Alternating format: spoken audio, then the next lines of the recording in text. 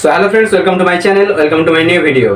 আপনারা যারা school coordinator আছেন আইসিটি প্রজেক্টে, আপনাদের প্রত্যেকের কাছে আজকে একটা মেল এসেছে। সেই মেলটা আপনারা দেখেছেন, অনেকেই আমাকে মেসেজ করেছে যে কিভাবে এটা কি বলতে চাইছে, আমাদের স্যালারি কি কমে যাবে না কি ব্যাপারটা। তো সেই নিয়েই আজকের ভিডিওটা সম্পূর্ণ দেখতে থাকুন। তো বন্ধুরা, আইসিটি প্রজেক্টে কর্মরত কর্মীদের জন্য একটি গুরুত্বপূর্ণ আপডেট এসেছে। সম্প্রতি স্কুল নেট ইন্ডিয়া লিমিটেড এর পক্ষ থেকে একটি অফিসিয়াল মেল পাঠানো হয়েছে, যেখানে বলা হয়েছে নতুন লেবার কোড অনুযায়ী কর্মীদের স্যালারি স্ট্রাকচার পরিবর্তন করা হচ্ছে। এই পরিবর্তনের মানে কি, কেন হঠাৎ স্যালারি স্ট্রাকচার বদলানো হচ্ছে, আর এর প্রভাব কর্মীদের উপর কী পড়তে পারে, চলুন সহজ ভাষায় পুরো বিষয়টা বুঝে নেওয়া যাক। ভারতের নতুন লেবার কোড অনুযায়ী এখন ওয়েজেস বা মূল বেতনের সংজ্ঞা পরিবর্তন করা হয়েছে, যেখানে বলা হয়েছে একজন কর্মীর মোট বেতনের অন্তত 50% অংশকে বেসিক ওয়েজ হিসেবে দেখাতে হবে।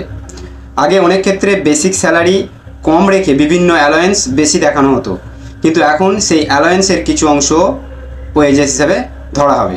এর ফলে কি হবে না, পিএফ, ইএসআইসি, বোনাস সহ নানান রকমের কন্ট্রিবিউশন যেগুলো আছে নতুন করে সেগুলো হিসাব করা হবে।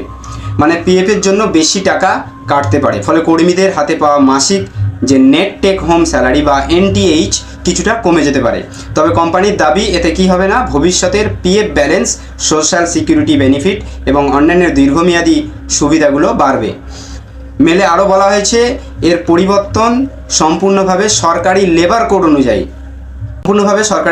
অনুযায়ী করা হচ্ছে, আর এদের যে রিভাইজ স্যালারি স্ট্রাকচারটা হবে সেটা পরে আলাদা করে শেয়ার করবে কোম্পানি। অর্থাৎ এখন সবচেয়ে গুরুত্বপূর্ণ বিষয় হলো কর্মীদের হাতে কত টাকা কমবে, বা নতুন স্যালারি স্ট্রাকচার বা নতুন স্যালারি ব্রেকআপ কেমন হবে সেটা এখনও পরিষ্কারভাবে জানানো হয়নি, কোম্পানি জানায়নি।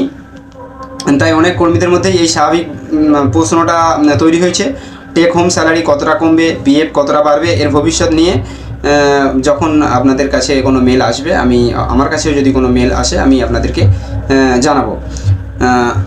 এখন যেটা দেখার সেটা হলো রিভাইজ স্যালারি স্ট্রাকচার প্রকাশ হওয়ার পর এবং বাস্তবে কতটা পরিবর্তন আসে সেটা দেখার। তো এই ছিল আজকের ভিডিও।